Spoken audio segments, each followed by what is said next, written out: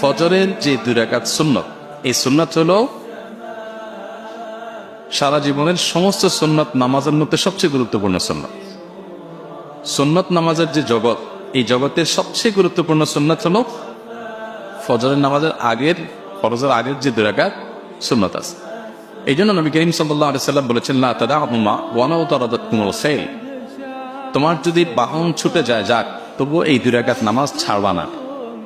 সফরে সাধারণত সুন্নাত নামাজ এটা পড়া আমরা নিজেদের আবাসস্থলে থাকলে যেরকম গুরুত্বপূর্ণ, সেই গুরুত্ব সফরে থাকে না। অনেক ইমামগণ তো বলেছেন যে সফরের সুন্নাত আমাদের অপশনই নেই।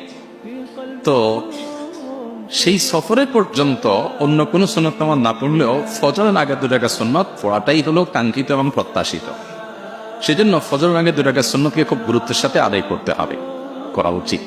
এখন প্রশ্ন হলো, জামাত শুরু হয়ে গেছে, আমি ফজরের সুন্নাত পড়তে পারি নাই, মিস হয়ে গেল, আমি কি করব? এর উত্তর হলো, পরে আমি এই সুন্নাতটা পড়ে দেব। সেই পরের ব্যাখ্যাটা কি?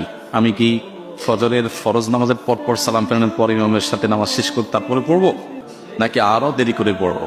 আবার প্রশ্ন লিখেছেন, না পড়লে চলবে কিনা? না পড়লে চলবে বলতে ফরজ আদায় হয়ে যাবে, কিন্তু নিশ্চয়ই আপনি গুনাহগার হলেন, ক্ষতিগ্রস্ত হলেন, কারণ আপনি একটু গুরুত্বপূর্ণ সুন্নাহ ত্যাগ করেছেন।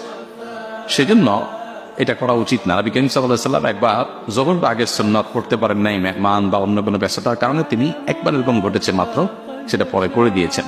তো আমাদের জীবনে কালে বদলে এরকম হতে পারে, নিয়মিত পাওয়া উচিত না। এবং এর থেকে এটাও বোঝা যায় যে কোনো কারণে আগের সুন্নাত পড়েন নেই, সেটা পরে পড়ার সুযোগ আছে এবং পড়া উচিত।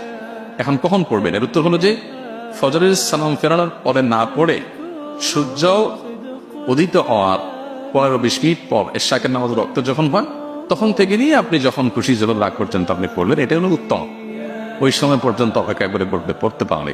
আর যদি মনে হয় যে না, তখন আর পড়া হবে না, অনেক ওলামায়ে ফজরের নামাজের পর সূর্য ওঠার আগে এর মধ্যে পড়ার অনুমতি দিয়েছেন। এটা দায়িক আলোচনা, বিস্তারিত আলোচনা করা যেতে পারে। নবী করিম সাল্লাল্লাহু আলাইহি ওয়াসাল্লাম হাদিস রয়েছে, ফজর এবং আসরের পরে কোনো নামাজ নাই। এখানে নামাজ নাই বলতে কি বোঝানো হয়েছে, অনেক দীর্ঘ আলোচনার বিষয়। শুধু আমরা এটুকু জানি যে উত্তম হয় ইখতিলাফের ঊর্ধ্বে উঠে আমরা ফজরের ফরজ নামাজের পর এশাক ওয়াক্ত হবে সূর্য ওঠার 20 মিনিট পর, তারপরে আমরা এই সুন্নাত নামাজটা পড়বো। তখন যদি পান পড়লেন, না হলে জোহর ডাক দিয়ে পড়ে দিলেন, এটা উত্তম।